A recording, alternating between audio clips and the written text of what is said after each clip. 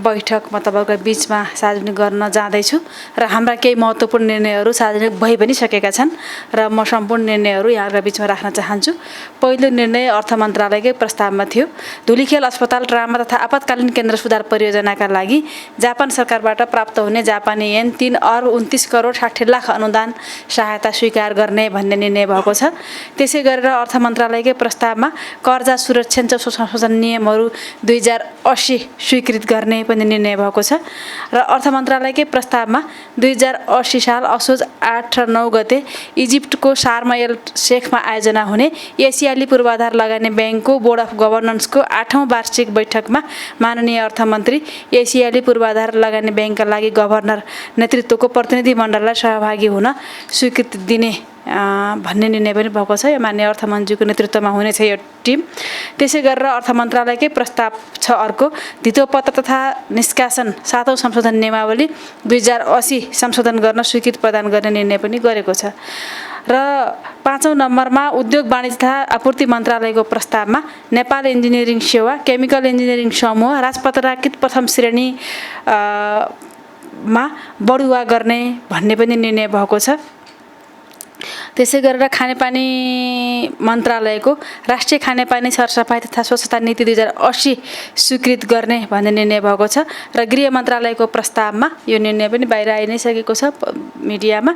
यो कतिपय उसमा उमेर जात नाम यो फरक परेको सन्दर्भमा विवरण सच्याउने पाउने एउटा नीति अन्तर्गत उमेर जात र नाम सच्याउने तेस्रो संशोधन नियमहरू भनेर 2080 स्वीकृत भएको छ र गृह मन्त्रालयकै अर्को प्रस्तावमा मालदिप्समा भदौ 23 2080 मा हुन गइरहेको राष्ट्रपतीय निर्वाचनको अवलोकन गर्न भदौ 21 देखि 26 सम्म 2080 भदौ 21 देखि 26 सम्मका लागि मान्य निर्वाचन आयुक्त श्री रामप्रसाद भण्डारीको भ्रमणलाई स्वीकृत गर्ने निर्णय मन्त्री परिषदले गरेको छ र परराष्ट्र मन्त्रालयको प्रस्तावमा यही जो हामीले बाहिर सार्वजनिक पनि गरिसकेका छौँ सम्माननीय प्रधानमन्त्री श्री पुष्पकमल दाहाल प्रचण्ड नेपाली प्रतिनिधि मण्डलको नेतृत्व गर्दै न्युयोर्कमा आयोजना हुने संयुक्त राष्ट्रसङ्घको 78औं महासभामा सहभागी हुन भ्रमण कार्यक्रम स्वीकृत गर्ने भन्ने पनि निर्णय भएको छ।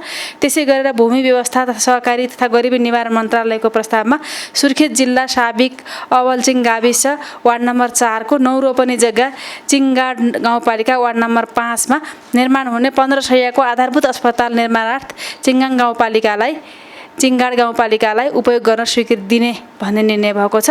वन तथा वातावरण मन्त्रालयको प्रस्तावमा वन तथा वातावरण मन्त्रालय अन्तर्गत आर्थिक वर्ष 2080-81 मा सञ्चालन हुने संरक्षित क्षेत्र र जैविक मार्गका लागि एकीकृत भूपरिधि व्यवस्थापन आयोजना लगायतका 17 वटा आयोजना तथा कार्यक्रमहरूका लागि राजपत्राकृत श्रेणीको 38 अस्थायी दरबन्दी सिर्जना गर्न स्वीकृति दिने भन्ने पनि निर्णय भएको छ। वन मन्त्रालयको प्रस्तावमा शिक्षा विज्ञान तथा प्रविधि मन्त्रालयमा चिकित्सा शिक्षा आयोग र शिक्षा विज्ञान तथा प्रविधि मन्त्रालय अन्तर्गत निकायहरूका लागि राजपत्राङ्कित श्रेणीका 74 अस्थायी दरबन्दी स्वीकृत गर्ने भन्ने पनि निर्णय भएको छ। संस्कृति पर्यटन तथा नागरिक उड्डयन मन्त्रालयको प्रस्तावमा गीत सङ्गीत मार्फत राष्ट्रलाई पुर्याउनु भएको योगदानको कदर स्वरूप स्वर्गीय जेबी टुहुरे जुष्टबहादुर टुहुरे खड्गेलाई जनगायक उपाधि प्रदान गर्ने निर्णय भएको छ। सङ्घीय मामला तथा सामान्य प्रशासन मन्त्रालयको नेतृत्वमा प्रस्तावमा आगामी मिति 2080 असोज 13 देखि 17 गतेसम्म संयुक्त राज्य अमेरिकाको टेक्सासमा आयोजना हुने 2023 international city management association ICMA annual conference विषयक कार्यक्रममा सहभागी हुन वीरगञ्ज महानगरपालिकाका प्रमुख श्री राजेश मानसिंहको भ्रमण स्वीकृति गर्ने भन्ने निर्णय भएको छ। र यसै गरेर शहरी विकास मन्त्रालयको प्रस्तावमा शहरी विकास मन्त्रालय अन्तर्गत नयाँ सहर आयोजना लगायतका निकायहरूको आर्थिक वर्ष 2080-81 को लागि राजपत्राङ्कित श्रेणीका 469 अस्थायी दरबन्दीहरू स्वीकृति गर्ने भन्ने पनि निर्णय भएको छ। र त्यसै गरेर त्यही हिजो मात्रै हाम्रो माननीय संस्कृति पर्यटन नागरिक उड्डयन मन्त्री श्री सुदन किराँतीका पिता श्री हर्कबहादुर राईको 76 वर्षको उमेरमा असामयिक निधन भएकोमा नेपाल सरकारको तर्फबाट गहिरो शोक प्रकट गर्दै श्रद्धाञ्जली व्यक्त गर्ने यस दुःखद घडीमा मान्य मन्त्रीज्यू शोक सन्तप्त परिवार र शुभेच्छुकहरूप्रति हार्दिक संवेदना प्रकट गर्ने निर्णय पनि क्याबिनेटबाट भएको छ। र योभन्दा अघिल्लो बैठक साउन 6 गतेको बैठक पनि मन्त्री परिषदको बैठक सम्पन्न भएको थियो र म यहाँ काठमाडौँमा नहुनुको कारण यो निर्णय पनि हामी सार्वजनिक गर्न पाइरहेका थिएनौँ र यो सम्बद्ध 2080 साल साउन 30 गते बसेको मन्त्री परिषद बैठकका निर्णयहरू पनि म यहाँहरूका बिचमा राख्न जाँदैछु। प्रधानमन्त्री मन्त्री परिषद कार्यालयको प्रस्तावमा युनिसेफको आयोजनामा नेदरल्यान्ड्सको हेगमा आयोजना हुने माइक्रोन्युट्रिएन्ट फोरम 6 ग्लोबल कन्फरेन्स कार्यक्रममा राष्ट्रिय योजना आयोगका सदस्य प्राध्यापक डाक्टर आरपी बिच्छालाई सहभागिता लागि स्वीकृति प्रदान गर्ने भन्ने निर्णय भएको छ। त्यसै गरेर अर्थ मन्त्रालयकै प्रस्तावमा एसियाली विकास ब्याङ्कबाट rural connectivity improvement project additional फाइनान्सिङका लागि प्राप्त हुने $100 मिलियन अमेरिकी डलर सहुलियतपूर्ण ऋण सहायता स्वीकार गर्ने भन्ने पनि निर्णय भएको छ। कानुन न्याय तथा संसदीय मामिला मन्त्रालयको प्रस्तावमा सत्य निरूपण तथा मेलमिलाप आयोग र बेपत्ता पारिएका व्यक्तिको छानबिन आयोगको लागि जम्मा 58 जना राजपत्राङ्कित कर्मचारीको अस्थायी दरबन्दी स्वीकृत गर्ने भन्ने पनि निर्णय भएको छ। कृषि तथा पशुपन्छी विकास मन्त्रालयको प्रस्तावमा कृषि तथा पशुपन्छी विकास मन्त्रालय अन्तर्गत आर्थिक वर्ष 2080-81 का लागि नेपाल लाइभस्टक सेक्टर इनोभेसन आयोजना र सो आयोजना अन्तर्गत विकेन्द्रित आयोजना सहयोग इकाइहरूका लागि आवश्यक 19 वटा राजपत्राङ्कित पदहरूको अस्थायी दरबन्दी स्वीकृत गर्ने भन्ने पनि निर्णय भएको छ। त्यसै गरेर भूमि व्यवस्था सहकारिता गरिबी निवारण मन्त्रालयको प्रस्तावमा प्रतापपुर हेल्थ पोस्टको नाममा रहेको नवलपरासी बर्दघाट सुस्ता पश्चिम साबिक प्रतापपुर गाविस वार्ड नम्बर 4 घ स्थित 0913 बिघा जग्गा प्रतापपुर गाउँपालिकालाई प्रशासकीय भवन निर्माण उपयोग गर्न स्वीकृति दिने भन्ने निर्णय पनि भएको छ। भूमि व्यवस्थाकै अर्को प्रस्ताव छ। लमजुङ जिल्ला हालबेसर नगरपालिका वार्ड नम्बर 3 स्थित 171431 रोपनी सार्वजनिक प्रकृतिको जग्गा सशस्त्र प्रहरी बल नेपाल आश्रित गुल्म लमजुङलाई प्रयोग गर्न स्वीकृति दिने भन्ने निर्णय पनि भएको छ।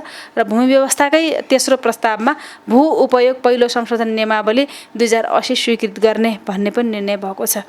र रक्षा मन्त्रालयको प्रस्तावमा काठमाडौँ तराई मधेस द्रुत मार्ग सडक आयोजनाको विस्तृत आयोजना प्रतिवेदन परिमार्जन गर्न स्वीकृति दिने भन्ने निर्णय भएको छ।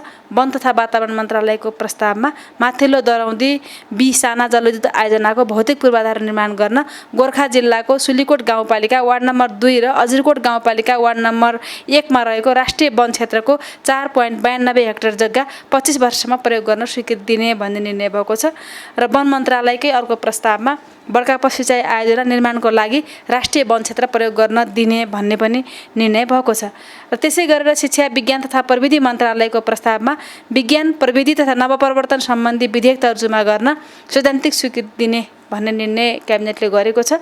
सङ्घीय मामला तथा सामान्य प्रशासन मन्त्रालयको प्रस्तावमा अमरगढी नगरपालिका डडेलधुरालाई साबिक उग्रतारा गाविस वार्ड नम्बर 2 को 14510 रोपनी जग्गा ल्यान्डफिल साइट निर्माण गर्ने प्रयोजनका लागि प्राप्ति गर्न सहमति प्रदान गर्ने भन्ने पनि निर्णय भएको छ।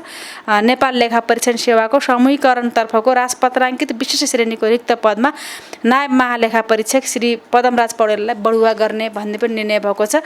हाम्रा 2 वटा क्याबिनेट साउन 30 गतेको र यो भदौ 6 गतेको मन्त्री परिषदको बैठकका निर्णयहरू यिनै हुन्। यो विषयमा हाम्रो परराष्ट्र मन्त्रालयको सहजीकरणमा यसको निम्ति प्रस्तावहरू तयार भइरहेका छन्। आन्तरिक होमवर्क भइरहेका छ र आन्तरिक होमवर्क नक्कै चरणमा रहेको हुनाले ठ्याक्कै ठोस एजेन्डा के हुन्छन् भन्ने कुरा अझै हामी निर्गलमा पुगिसकेका छैनौँ। छिटो यसमा निर्गलमा पुग्नेछौँ र यो कुरालाई बाहिर सार्वजनिक गर्नेछौँ भन्ने कुरा राख्न चाहन्छु।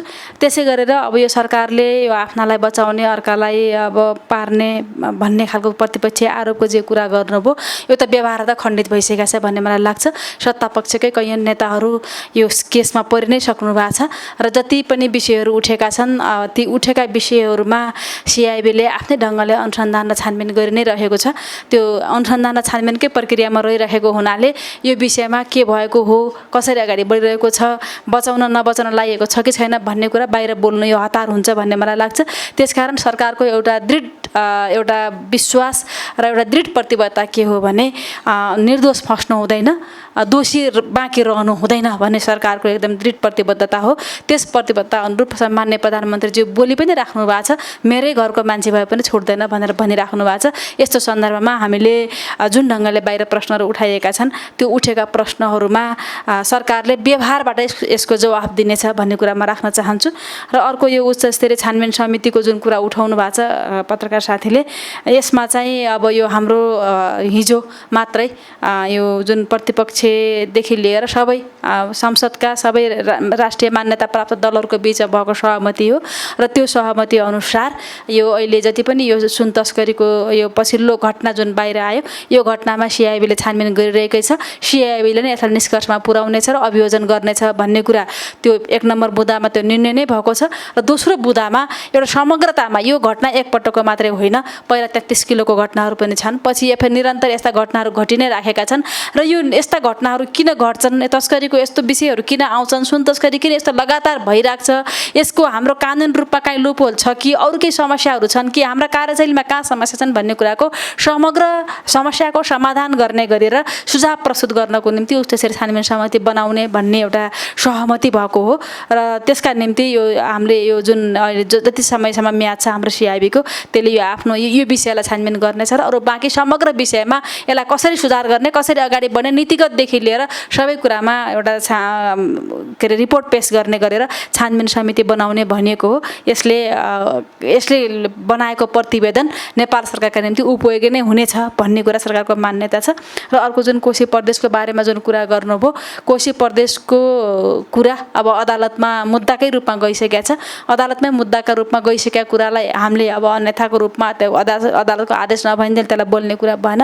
तर अब त्यहाँ जुन ढङ्गले गर्नुभएको छ, सरकार एउटा निर्माणै हुन नसक्ने स्थितिमा प्रदेश सभाले जे निर्णय गरेको छ, प्रदेश सभाले गरेको निर्णयमा कमेन्ट गर्ने कुरा अहिले हामीले गरेका छैनौँ, कमेन्ट गरेका छैनौँ।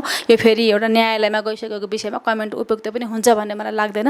त्यसकारण अब यसको विषयमा त्यति बेला थाहा हुनेछ। र अब अहिले त्यहाँ दुई पक्षीय धारणा भए, दुई थरी धारणा भए अनि एउटा धारणा त्यो सत्ता पक्ष जसले एउटा विशेष मत प्राप्त गर्नुभयो ठिक छ भन्ने कुरा हुने नै भइहाल्यो। र फेरि हाम्रो एउटा संवैधानिक व्यवस्था पनि के हो भने तटस्थ भइसके पछाडि अथवा बराबर मत भइसकेपछि सभा अध्यक्ष गरेको व्यक्तिले मत हाल्न नपाउने भन्ने कुरा हुँदैन, मत हाल्न पाइन्छ। तर अब कहाँ के भएको हुन् भन्ने विषय अदालतमै गइसकेका हुनाले त्यो अदालतमै टुङ्ग्याउने छ भन्ने चाहन्छु। र अरू बाँकी कुराहरू जुन साथीहरूले राख्नुभयो, जिज्ञासा राख्नुभयो यसको लागि धन्यवाद भन्दै पत्रकार हाम्रो यो जुन आजको एउटा सार्वजनिकरण मन्त्री परिषदको बैठक सार्वजनिकरण गर्ने कार्यक्रम हो, यो कार्यक्रम समापन भएको पनि जानकारी गराउँछु। धन्यवाद।